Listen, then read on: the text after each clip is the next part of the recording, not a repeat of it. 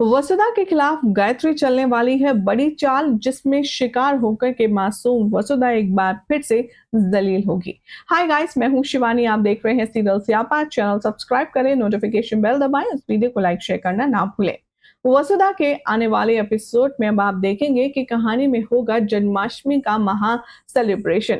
इस जन्माष्टमी के सेलिब्रेशन पर वसुधा अपनी पूरी तैयारी करने की कोशिश करेगी बहुत अच्छे से, और दूसरी तरफ चंद्रिका अपने लड्डू गोपाल से बातचीत करेगी, उनका 16 श्रृंगार करवाएगी और उनसे कहती नजर आएगी कि इस जन्माष्टमी पर मेरे बेटे और बहू दोनों मिलकर के राधा और कृष्ण बनेंगे और सुंदर सी झांकियां सजाएंगे और आपका स्वागत करेंगे।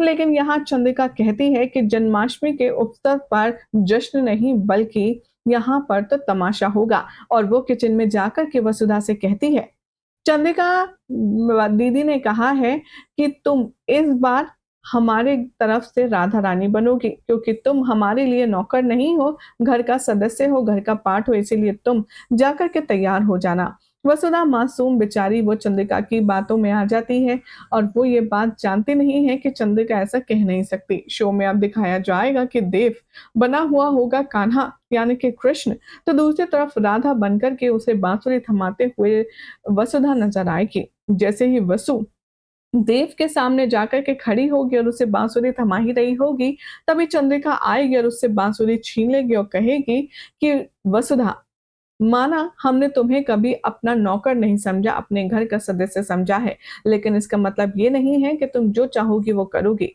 तुमने सोचा भी कैसे कि तुम हमारे बेटे देव की राधा बनोगी? आखिर ऐसा हक तुम्हें करने का और सोचने का दिया किसने? भूलो मत कि तुम क्या हो और हमारा बेटा क्या है। वेल, अब वसुधा के एक बार फिर से इंसल्ट होता देखकर बहुत ज्यादा खुश होने वाली है यहाँ पर उसकी दुश्मन। और दूसरी तरफ देव क्या इस बार वसुधा का साथ देगा अपनी मां चंद्रिका के खिलाफ? देखना होगा ये भी खास। फिलहाल तो ऐसे एक्सक्लूसिव अपडेट्स के लिए चैनल को सब्सक्राइब करें, नोटिफिकेशन बेल दबाएं, इस वीडियो को लाइक शेयर कीजिए। कितने एक्साइटेड हैं आप चंद्रिका और वसुधा की ये नई फाइट देखने के लिए और जन्माष्टमी स्पेशल एपिसोड के लिए? कमेंट करके हमें जरूर बताएं।